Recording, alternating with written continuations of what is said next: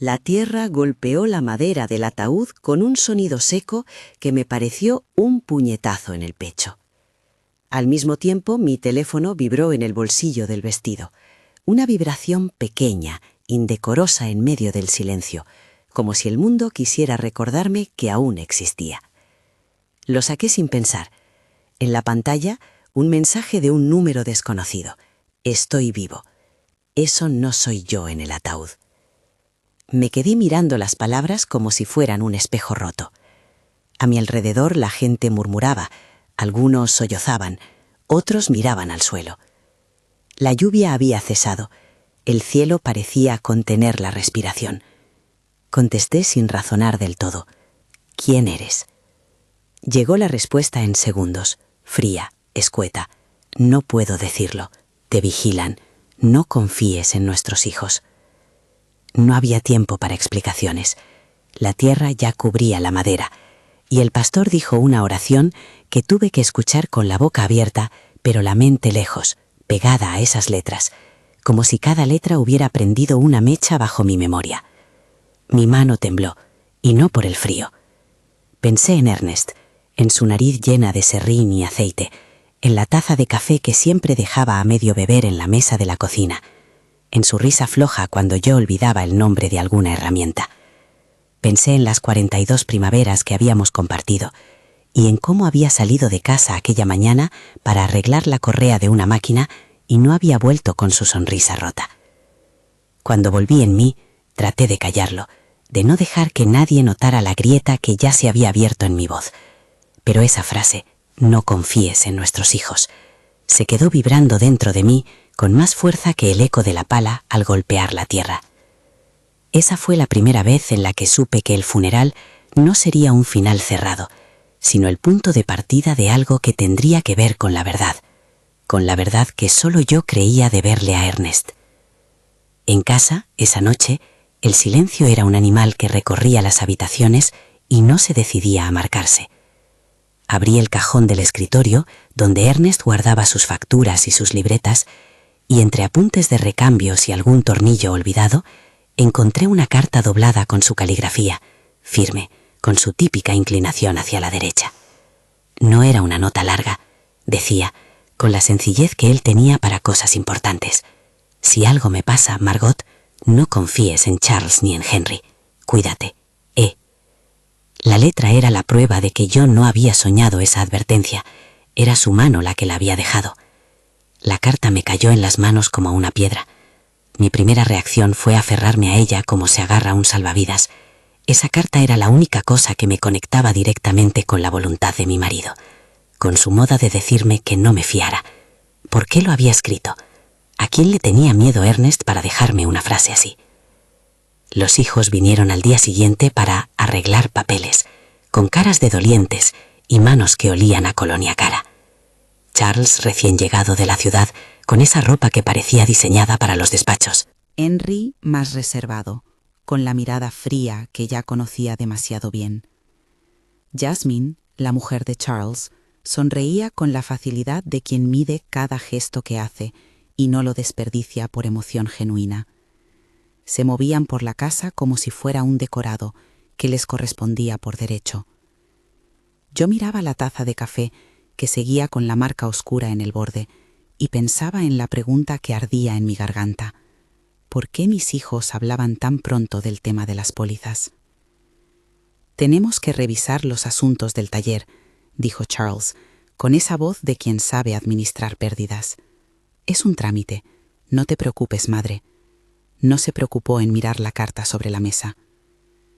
La duda comenzó como un hilo fino y fue enredándose en todo lo demás. Recuerdo noches en las que me quedaba despierta pensando en la carta y en el vibrar del teléfono en el entierro, como si alguien me mirara desde detrás de un cristal. ¿Quién me había enviado eso? ¿Quién podía entrar en un funeral y elegir ese momento para decirme que mi marido estaba vivo? Al principio intenté pensar en explicaciones sencillas, en errores de número, en bromas macabras, pero no podía, no después de conocer a mis hijos, no después de ver cómo su interés por las cuentas del taller había crecido sin que yo supiera cuándo, no después de que Charles, en una conversación que pretendía ser casual, comentara: «La póliza de papá nos viene muy bien ahora. Con lo que ha invertido, será algo que nos ayude a establecernos».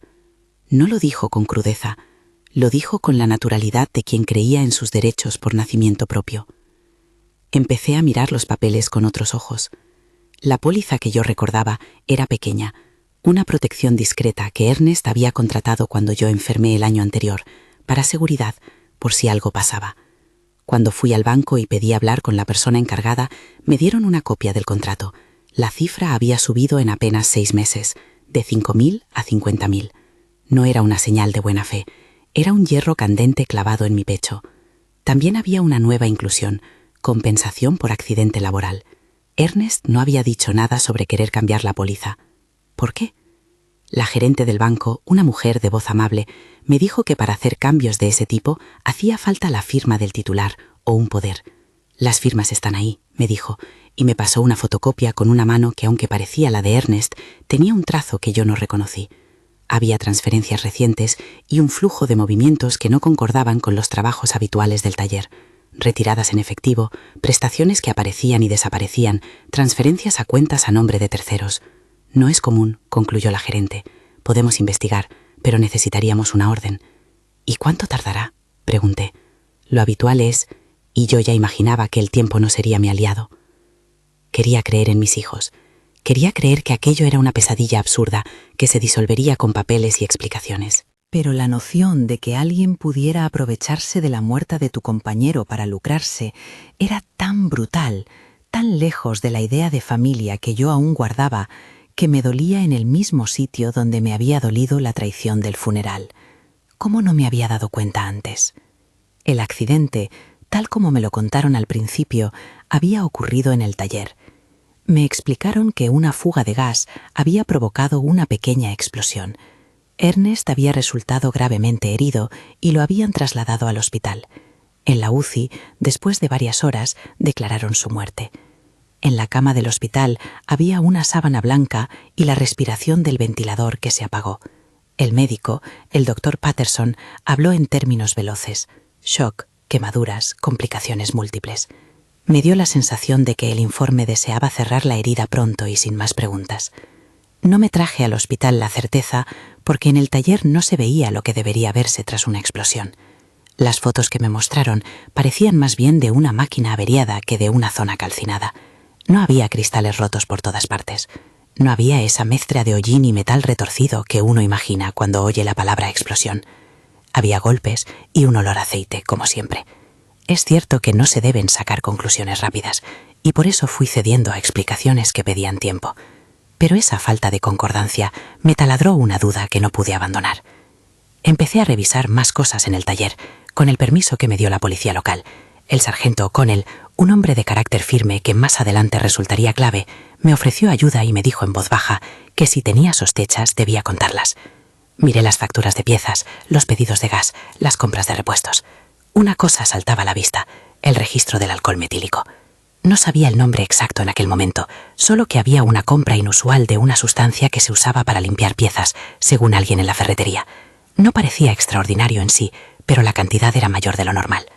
En los días siguientes encontré otras pequeñas puntas sueltas: una póliza aumentada, movimientos bancarios extraños, la carta de Ernest que parecía advertirme sobre ellos, y la sensación cada vez más opresiva de que debía vigilar y no confiar. Fue entonces cuando, una tarde mientras miraba las fotos de la última celebración que habíamos tenido en la terraza, Ernest con cara de satisfecho, sosteniendo un trozo de tarta, mi teléfono volvió a vibrar. Un mensaje, otra vez de un número que no conocía. «Mira en el cajón del banco, hay algo que no cuadra». No dije nada a nadie. Fui al banco al día siguiente con la carta de Ernest doblada en el bolso, como si su presencia fuera una llave. La mañana olía a papel y a café. La funcionaria me ofreció una salita para hablar, y por primera vez percibí en su mirada esa mezcla de sorpresa y temor profesional que a veces aparece cuando alguien aparece con un caso que huele algo más. Me dio acceso restringido a los extractos y me indicó con discreción que en la máquina había movimientos hechos en efectivo por 2 firmas distintas. Una correspondía a la letra de Ernest, pero otra, y esto lo vi con mis ojos, con la sensación de que el suelo cedía bajo mis pies, tenía la misma firma que la que estaba en la copia del aumento de la póliza. No quiero que se piense que cada paso que di fue certero o que mi indignación me transformó en una investigadora experta. Muchas veces actué por intuición y por ese atisbo de sentido de lo que es justo que te da la edad. Fui a ver al taller en persona, hablé con clientes de toda la vida que decían que Ernest había estado raro las últimas semanas. Olvidaba citas, llegaba tarde, preguntaba por papeles de manera inquieta. Me dijeron también que había llamado a alguien por teléfono de madrugada, que buscaba un número que al final no encontró. Todo eso dibujaba la imagen de un hombre preocupado por algo más que una simple avería en una máquina. Esa mezcla de circunstancias me llevó a una decisión que no esperaba tomar. No podía confiar solo en el rumor y en la carta. Si alguien había manipulado documentos, había firmado papeles extraños y había convertido a mi marido en una víctima con apariencia de accidente, necesitaba pruebas que la justicia pudiera sostener. No quería venganza, quería la verdad, y no me iba a quedar sentada esperando que la verdad se presentara sola. Contacté con el sargento O'Connell. Le hablé con voz contenida, sin dramatismos, mostrándole los papeles y la carta. Su respuesta fue la que necesitaba escuchar. Si hay pruebas de manipulación o de prácticas irregulares, las examinaremos, pero necesito que recojas todo lo que encuentres y me lo entregues. No tomes decisiones por tu cuenta. Era una llamada a la prudencia, pero también a la acción. Sentí por primera vez, después del vibrar en el funeral, que no estaba sola. Fue entonces, entre cajas de facturas y sobres, cuando oí hablar de un nombre que me sería de gran ayuda, Stephen Callahan. Me lo dio Doris, mi vecina, con la seguridad de quien ha conocido en su vida a muchas personas y sabe cuándo una tiene que acudir a un profesional. Es discreto y ha sacado cosas a la luz antes, me dijo, como quien ofrece algo que ha funcionado en otras manos. No me digas que vayas a contratar a un detective, me dijo mi hermano por teléfono con la voz más calma que le queda. No te metas en enredos. Yo ya no podía volver atrás. Llamé a Stephen. Lo primero que me dijo por teléfono fue que no prometía milagros, prometía trabajo. Y el trabajo, en aquellos primeros días, era exactamente lo que necesitaba. Quedamos para vernos en una cafetería cerca del mercado. Él llegó con un abrigo que le quedaba bien, unos ojos que miraban de frente y una carpeta con papeles. Me escuchó con paciencia cuando le conté el mensaje del funeral, la carta de Ernest, la póliza aumentada y las retiradas de la cuenta. No subrayó nada con juicios. Hizo preguntas. ¿Quién tuvo acceso al escritorio? ¿Quién firmó los papeles? ¿Hay cámaras en el taller? Le di todo lo que tenía y alargué la mano hacia la carpeta que él me ofrecía. Un formulario para iniciar una investigación privada limitada. No fue una decisión tomada a la ligera. Contratar a un investigador implicaba poner en marcha algo que podía herir relaciones y quizá cambiar el resto de mi vida. Pero prefería ese riesgo a la idea de que la verdad se consumiera en silencio mientras otros se repartían el fruto de mi dolor. Stephen trabajó con profesionalidad. Sus primeras semanas se parecían a los días más lentos de mi vida.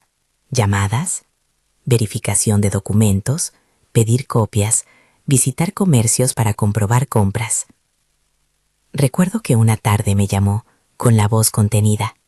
«Tenemos algo», dijo, y yo sentí de nuevo que el suelo se movía. Le pedí que no me dijera demasiado por teléfono. «Ven a verme mañana», dijo. «Traeré audios y fotos». Esa noche fue larga. Me dormí y desperté 1000 veces con la imagen de la tierra cubriendo la madera, del teléfono vibrando en mi bolsillo del vestido, de la letra de Ernest doblada en la mesita de noche. La carta suya me miraba desde el cajón, y ya no era solo la carta, era una obligación. Al día siguiente, en la oficina pequeña donde Stephen guardaba fotos y registros, me mostró algo. Que cuando lo vi, no pude más que apretar la taza de té hasta que los nudillos me dolieron. Había fotografías de una mano, y en la mano una tarjeta de crédito usada para comprar un bidón de alcohol metílico en una ferretería a las afueras. Las imágenes tenían fecha y hora. En la factura se veía la cantidad y el producto.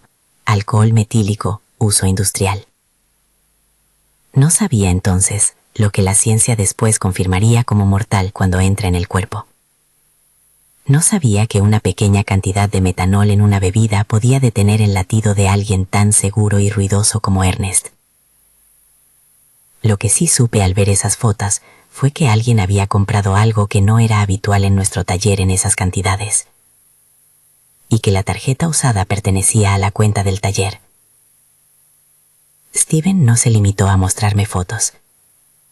Tenía una grabación, débil al principio, un sonido de voz en una cocina, risas apagadas en el fondo, y una frase que parecía dicho como en un plan: mañana lo pongo en el café.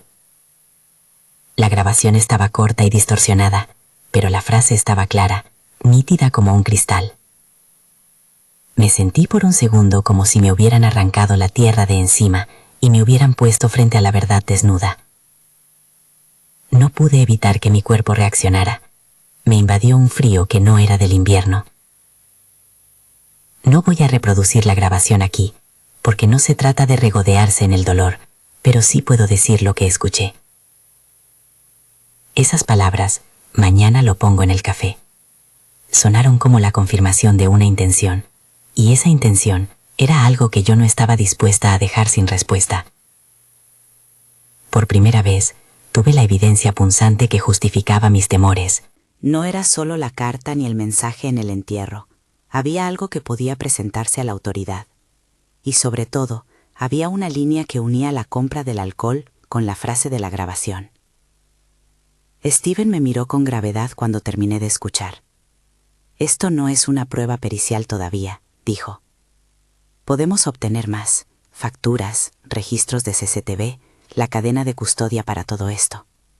Pero con esto vamos a la comisaría. No te preocupes, haremos las cosas en orden.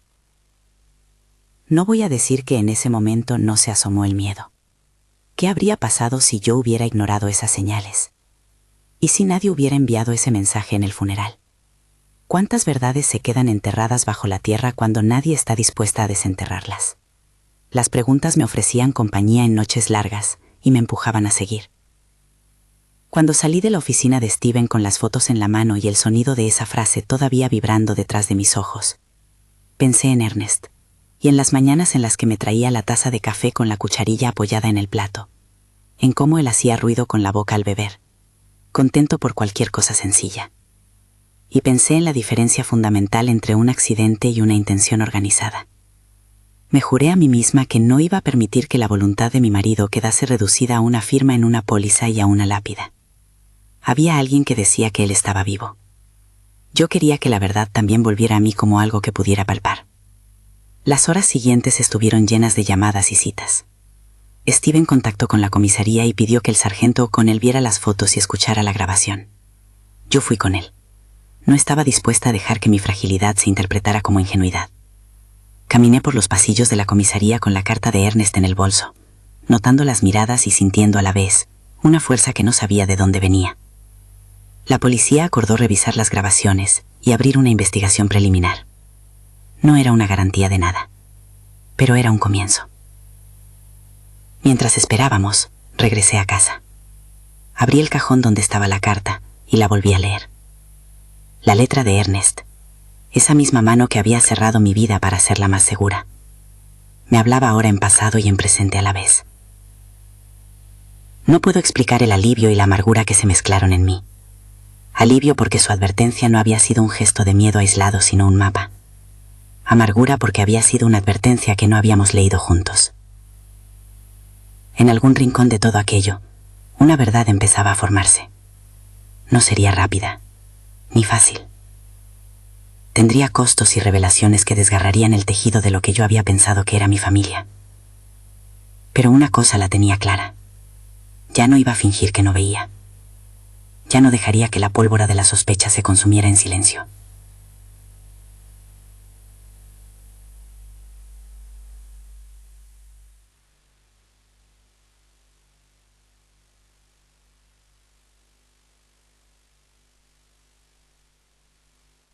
Y por debajo de todo, esa voz anónima que me había dicho: estoy vivo.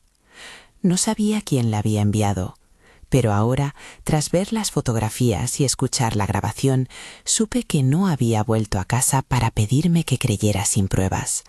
Me pedía que buscara lo que fuera necesario para que la verdad no quedara enterrada junto a Ernest. Al amanecer del día siguiente, fui a la cocina y serví 2 tazas de café. Una la dejé intacta en la mesa, por costumbre. La otra la acerqué a mi bolso, como quien esconde una delicada reliquia. No lo supe entonces, pero esa acción mínima era el inicio de algo que iba a transformar mi vida.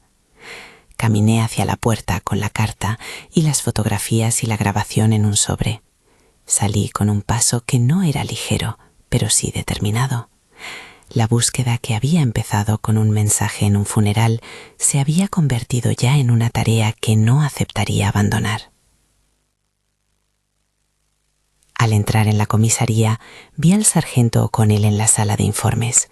Me miró con esa mezcla de profesionalismo y compasión que te hace sentir que al menos hay alguien que escucha de verdad. Le dejé la carpeta, me quedé un tiempo en silencio y esperé. La vida, pensé, quizá no volviera a ser la que fue. Pero esa noche, cuando por fin me senté y respiré, supe algo más. La verdad tenía nombre y había comenzado a responder. Si quieres saber cómo se probó este crimen y quién estaba detrás, quédate hasta el final. Entregar las pruebas a la comisaría fue un acto en 2 direcciones. Por un lado, aliviar un poco la urgencia que tenía la verdad. Por otro, abrir una herida que no sabía cuándo iba a doler. El sargento O'Connell se sentó conmigo en su despacho, cogió las fotografías, la grabación y los extractos bancarios con la misma reverencia con la que uno toma objetos frágiles, no porque fueran objetos sentimentales, sino porque su contenido podía romper destinos. Le expliqué otra vez la carta de Ernest. Le puse en la mesa la factura de la ferretería con la compra del bidón de alcohol metílico. Le mostré las fechas de las transferencias y la copia de la póliza aumentada. Le pasé también la grabación, esa frase que, cuando la escuché por primera vez en la oficina de Steven, me atravesó como una aguja. El sargento la escuchó en silencio. Después dijo con voz contenida: «Esto es suficiente para iniciar una investigación formal si se puede sostener con cadena de custodia». La palabra cadena de custodia no me era ajena, la había oído en algún documental, pero nunca la había sentido tan literal. Era el hilo que convertiría fotos y audios en pruebas ante un juez. Si ese hilo se rompía, todo lo demás podía deshacerse con él. O'Connell nos indicó los pasos: incautar los registros del banco mediante orden judicial, solicitar las cámaras de la ferretería y del taller, pedir al hospital los informes médicos completos y la historia clínica y, si fuera necesario, solicitar la exhumación para realizar un análisis toxicológico. Hubo una tensión que se pegó a los días siguientes. Por un lado, la espera de las diligencias. Por otro, la necesidad de no avisar demasiado a quienes podían tener motivos para eliminar pruebas. Steven y el sargento coordinaron discretamente. Fueron días de trámites, de paciencia clínica y de la sensación, casi constante, de que todo se podía venir abajo en un gesto improvisado. El banco respondió con los movimientos.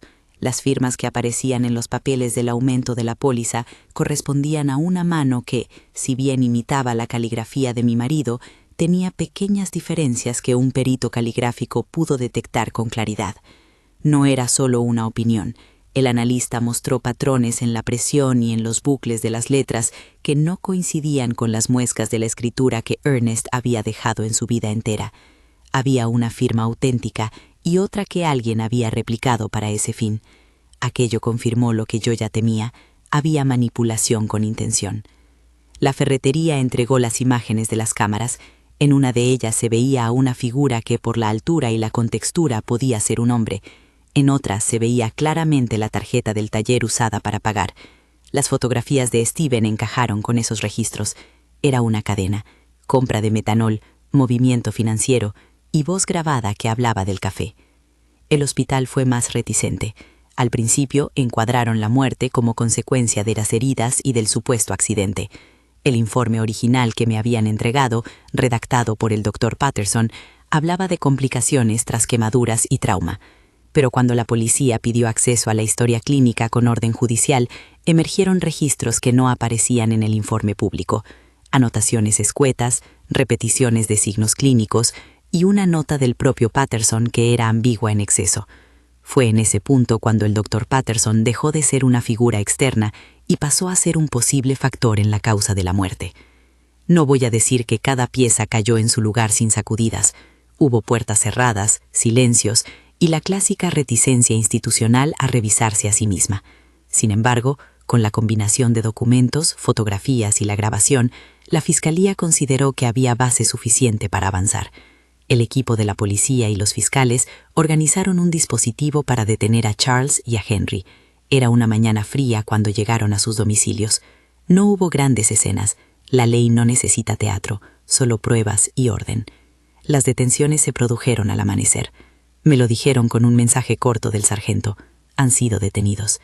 Me quedé sentada en la cocina, la taza de té fría frente a mí, y por primera vez en semanas sentí una calma que no era paz, sino el silencio que precede a algo definitivo. Cuando fui a la comisaría para verlos, no para hacer espectáculos, quería ver la reacción en sus rostros. Encontré en Charles una mezcla de incredulidad y rabia contenida. En Henry una palidez que no era solo por la mañana. Aquí están las pruebas, me dijo el fiscal en un despacho donde las paredes parecían absorber la gravedad del caso. Tenemos compras, transferencias, firmas en discordia y una grabación que alude claramente a un acto premeditado. También tenían indicios de la injerencia del Dr. Patterson en el certificado de defunción y en la historia clínica. Fue entonces cuando la ecuación completa de la traición filial tomó forma. No solo era la ambición por la póliza y el dinero, sino la construcción de una apariencia de accidente con la ayuda, presuntamente, de alguien que debía curar, no encubrir. El proceso formal continuó con no pocas batallas de procedimiento. Los abogados defensores trataron de desacreditar las pruebas, de cuestionar la cadena de custodia, de sugerir que la grabación podía estar editada. Pero aquí apareció de nuevo el trabajo metódico de Steven y la meticulosidad del sargento. Cada documento presentó su rastro, cada foto su hora y su sello. Para reforzar la causa, la policía pidió la exhumación del cuerpo de Ernest. Fue una decisión dura, porque abrir una tumba es siempre un acto que rasga lo sagrado. Pero en mi interior sabía que la verdad no podía depender de reverencias ante una lápida. La exhumación se hizo con respeto y con el protocolo que me explicaron con palabras sencillas. Se toma la muestra, se preserva de forma segura, se manda al laboratorio autorizado y se realiza una prueba toxicológica. Me acompañó Doris. No quise ir al lugar donde trabajaban los técnicos, preferí esperar en la sala asignada. Cuando el resultado del laboratorio llegó, me llamaron y me dijeron que había indicios claros de metanol en el organismo de Ernest. Me explicaron, con la delicadeza que puede ofrecer la ciencia práctica, que el metanol, cuando se ingiere, se transforma en compuestos que dañan órganos vitales y que en pequeñas cantidades puede ser mortal. Es una bebida que, por su uso industrial, no debe entrar en contacto con el sistema humano. No entraré en detalles clínicos, no es mi campo. Solo diré que esa prueba, la confirmación de presencia de metanol, fue el eslabón que transformó la sospecha en acusación. No era ya un tal vez. Teníamos además la correlación temporal entre la compra del bidón, la grabación y la acción en el taller. El informe forense describía la presencia de niveles anómalos de metanol, suficiente para causar las reacciones que habrían llevado a la muerte de mi marido. La fiscalía lo presentó con cautela, respetando la sensibilidad del caso, pero con firmeza. Llegó el juicio. Las sesiones públicas tienen la extraña cualidad de convertir actos personales en piezas de un teatro legal. Yo temía mirar a los acusados, pero lo hice. Sentí una mezcla de tristeza y determinación. Verlos no era buscar aplauso, era ponerles delante la mirada de la comunidad que merecía una respuesta. En la sala se reprodujeron las grabaciones. Escuchar esas voces en un tribunal fue diferente. Ya no eran sonidos aislados en una grabación de cocina, eran declaraciones con consecuencias, sonidos que pesaban. La fiscalía presentó las pruebas una a una, la tarjeta de la ferretería con el pago, las transferencias bancarias, las firmas analizadas por el perito caligráfico, el informe forense de metanol, las conversaciones grabadas, y, con ella, la implicación del Dr. Patterson, al que se le atribuyeron irregularidades en las anotaciones médicas y en el certificado de defunción. La defensa intentó crear dudas, por supuesto, pero el conjunto fue demasiado coherente. Recuerdo un momento del juicio que me atravesó con una claridad insoportable. Reprodujeron la grabación en la que se escuchaba, sin ambajes, una frase escueta y letal. No era larga, duraba segundos, pero esos segundos eran la intención. Aquel "mañana lo pongo en el café" resonó en la sala como un juramento roto. Hubo susurros, hubo miradas, y vi a Charles apretar los puños hasta que los nudillos se le pusieron blancos. Henry, en cambio, pareció hundirse en sí mismo, como si hubiera perdido algo más que la conciencia, la capacidad de sostener su propia mirada. Los testimonios de peritos expertos en toxicología, de empleados de la ferretería y de técnicos bancarios cimentaron el caso. Stephen testificó sobre su investigación y cómo había localizado las evidencias. Doris, con esa sinceridad que la caracteriza, dio su impresión sobre la relación entre nosotros y sobre los cambios que había notado en los hijos. El sargento habló del procedimiento policial y de cómo se había resguardado la cadena de custodia. Fueron testimonios sobrios, sin teatralidad, que tocaron lo esencial, hechos y consecuencias. El juez, al final de la vista, dictó un veredicto que canceló cualquier posibilidad de ambigüedad para mí. Culpables. La sentencia fue una pena severa. No busco regodearme en el castigo. No era mi deseo ver sufrimiento por el sufrir en sí. Buscaba y busco todavía justicia. Justicia que, en nuestro sistema, pasa por una sanción proporcional a la gravedad del daño cometido. La sala se llenó de un murmullo que no era ni de alivio ni de venganza, sino de comprensión. Una comunidad que veía que el aparato judicial había funcionado. Las consecuencias personales no se hicieron esperar. Henry fue el primero en quebrarse, hasta el punto de que intentó quitarse la vida. Sucedió en la celda. La noticia llegó como un golpe directo al estómago. Lo trasladaron de urgencia y terminó en un hospital psiquiátrico donde pasó por tratamientos y evaluaciones.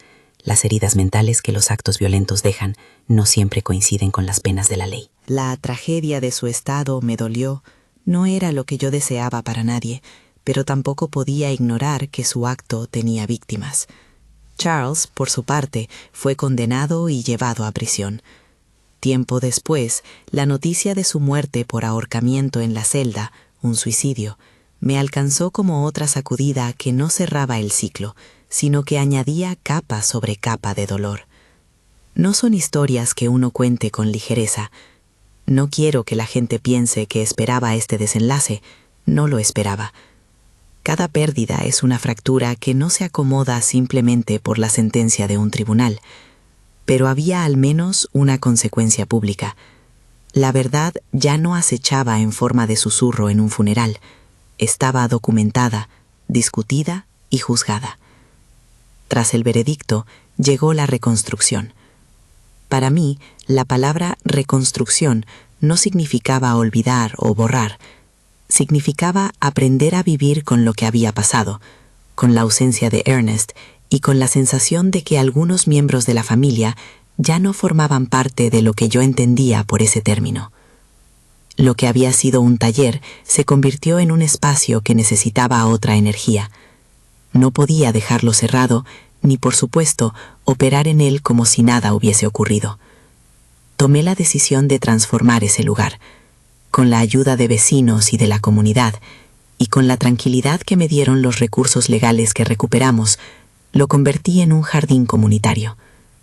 ¿Por qué un jardín? Porque supe que lo que necesitaba no era un memorial frío, sino un lugar donde la vida brotara. Planté árboles, rosales y hierbas aromáticas. Puse una pequeña placa con el nombre de Ernest, pero el jardín no era solo para recordarlo, era para devolver al barrio algo que habíamos perdido con la sombra de la traición. El taller pasó de ser un sitio de dolor a uno de encuentro. Los jóvenes del pueblo aprendían jardinería, los ancianos venían a charlar, se organizaban talleres para personas que habían vivido violencia o pérdida en entornos familiares. Esa transformación me abrió otra posibilidad, la fundación. La idea no nació de un impulso heroico. Nació de la constancia de muchas personas que durante meses me preguntaron, ¿qué podemos hacer para que esto no se repita? La Fundación para Víctimas de Crímenes Familiares nació con objetivos modestos y muy concretos: asesoramiento emocional para personas mayores, acompañamiento legal básico para quienes sospechan irregularidades en asuntos de herencias o seguros, y programas de prevención y educación en la comunidad sobre cómo identificar señales de abuso económico y manipulación. No pretendimos ser un abanico de soluciones totales. Lo que ofrecimos fue apoyo, un lugar a donde acudir cuando se siente que la familia, justamente por ser familia, puede ser la fuente de daño. Doris fue la primera voluntaria. Steven colaboró en asesorías informativas sobre cómo funciona una investigación privada y cuándo es apropiado acudir a la policía. El sargento O'Connell dio charlas en su tiempo libre sobre la importancia de documentar e informar con prudencia ante las sospechas. Poco a poco, lo que había sido mi tragedia personal se transformó en un servicio para otros. He aprendido que la justicia no es un remedio para el dolor íntimo, pero sí puede ser un sostén para la dignidad. Recuerdo a personas mayores que vinieron a la fundación con la mirada baja, con historias de hijos que les pedían firmar papeles sin explicar o que les decían que no entendían temas de cuentas.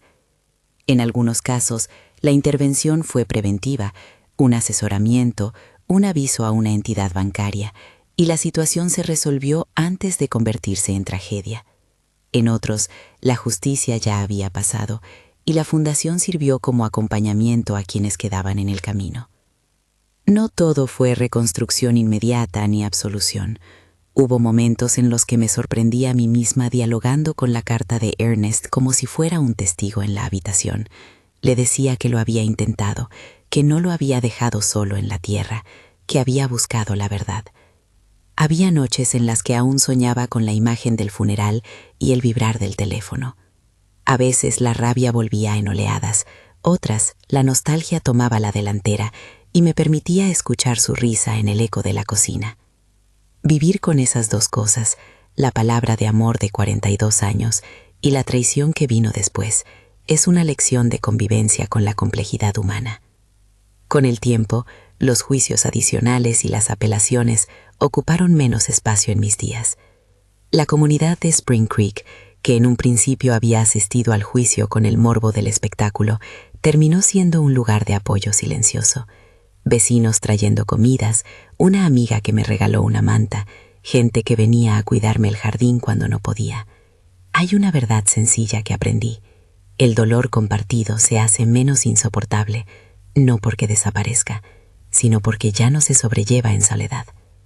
Al mirar atrás, hay momentos que me parecen balizas.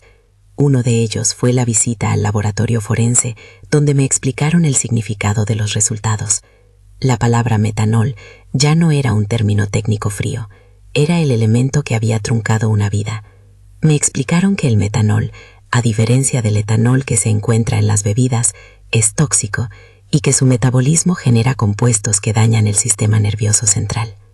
No fue una lección para aterrorizar, sino para entender que no todo accidente es un accidente.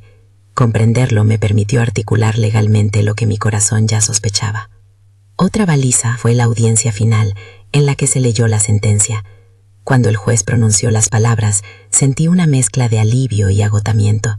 Alivio porque el sistema había fallado a favor de la verdad, agotamiento porque nada me devolvía a Ernest. Después de la sentencia, me pregunté muchas veces si debía sentir menos culpa o más por haber buscado justicia de forma tan pública. La respuesta fue que la culpa se transforma en responsabilidad, la responsabilidad de honrar la memoria de quien se fue y la de ayudar a quienes quizás aún vivían en relaciones peligrosas. Poco a poco, las cartas que recibí de extraños comenzaron a llenar un cajón. Gente que, tras ver el caso en el periódico local, escribió para agradecer, para pedir consejo o para contar historias propias. En esos escritos había miedo, agradecimiento y con frecuencia una petición. ¿Cómo supo cuándo era el momento de actuar? No hay una receta mágica. Yo respondía con la verdad más simple. Actué cuando las piezas se apilaron y dijeron lo mismo, cuando la carta, las transferencias, la grabación y la factura de la ferretería empezaron a dibujar una misma línea. También respondía que la soledad ayuda a que las cosas sigan enterradas. La denuncia, por pequeña que sea, obliga al sistema a mirar. La fundación, con un equipo cada vez más profesional, empezó a dar charlas en residencias de mayores, en iglesias y en centros comunitarios. Hablábamos de señales, llamadas insistentes para firmar papeles, ingresos inexplicables, interés repentino por pólizas. No decíamos acusa a tus hijos, ni ofrecíamos soluciones legales complejas. Ofrecíamos acompañamiento, un interlocutor que validara las sospechas y, si era necesario, un puente hacia la policía o servicios sociales. En muchos casos, solo el hecho de que alguien viniera a escuchar ya cambiaba el curso de una relación abusiva. Hay quienes, al escuchar mi historia, preguntan por perdón. Es una pregunta legítima y profunda. Yo he reflexionado mucho sobre ello. El perdón, para mí, no fue una absolución automática, ni un requisito religioso impuesto. Fue un proceso largo que implicó ver la verdad, aceptar la consecuencia y decidir qué deseaba para mi propia vida. No obligo a nadie a perdonar. No me obligo yo misma a hacerlo en términos platónicos. Lo que sí busco es no vivir anclada en la ira que solo consume. Si algún día mis pasos me llevan a perdonar a quienes me hicieron daño, será porque ese perdón me libera, no porque lo exija la moral pública. En el jardín, los niños plantan semillas y aprenden sobre ciclos. A veces pienso que ese aprendizaje es también una metáfora vital. Plantar, cuidar, esperar, cosechar. Hay un tipo de justicia que se cosecha en tiempo largo, con paciencia. No es la que dicta un tribunal, sino la que ofrece la calma suficiente para volver a confiar en lo cotidiano. No todos los días son buenos. Hay aniversarios que abren costuras y hay noches en las que la carta de Ernest me pesa como un libro que no sé dónde guardar. Pero también hay mañanas en las que me siento a tomar café y escucho el sonido de las abejas y sonrío al recordar su risa. Han pasado años desde aquel funeral en el que el teléfono vibró con un mensaje que decía: estoy vivo. Hoy, cuando paso por la lápida de Ernest, me inclino y le hablo en voz baja. Le cuento que la fundación está funcionando, que el taller es ahora un lugar de vida y que su carta salvó algo más que una memoria, salvó el honor de una vida. Le digo que no confíes en nadie, fue una advertencia que obedecí como conviene obedecer a quien amas, con seriedad. La frase que llegó en el entierro, no confíes en nuestros hijos, se convirtió en una brújula amarga pero necesaria. Me enseñó a escuchar, a distinguir los gestos de cuidado de las manos que buscan la herencia. Me enseñó también a no renunciar a la familia en su totalidad. Hay otros hijos, otras personas que forman parte de mi círculo que no fueron cómplices y que sufrieron tanto como yo. Reconstruir no fue borrar, fue elegir con quién mantener la cercanía. Sé que este relato puede sonar a advertencia, y en parte lo es. La codicia puede corroer, y el amor puede convertirse en instrumento de daño cuando se encuentra en circunstancias económicas desesperadas. Pero no quiero que este relato sea una invitación al terror.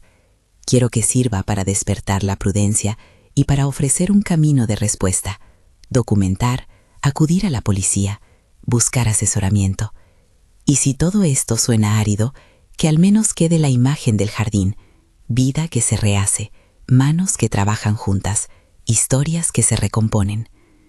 En los años siguientes, algunas de las cartas que nos llegaron desde la fundación contenían relatos esperanzadores. Una mujer mayor que descubrió un intento de manipulación a tiempo, un vecino que alertó a su hermana sobre una póliza incomprensible, jóvenes que encontraron en el taller jardín un espacio para aprender oficios. Esos testimonios me sostienen, no porque borren lo ocurrido, sino porque demuestran que la verdad y la acción pueden prevenir otras tragedias. Hoy, cuando la gente me pregunta por la clave para no ser víctima, respondo con sencillez y sin peroratas: mantener la atención. No la suspicacia permanente que envenena la existencia, sino la atención que te permite ver cuando algo no encaja. Firmas que no son de tu mano, transferencias que no reconoces, comentarios sobre seguros que aparecen con demasiada prisa. Es una atención que se ejerce con apoyo, acudir a un tercero, hablar con un vecino, pedir asesoramiento bancario o legal. No es valentía heroica, es prudencia comunitaria. Para terminar, quiero volver al principio.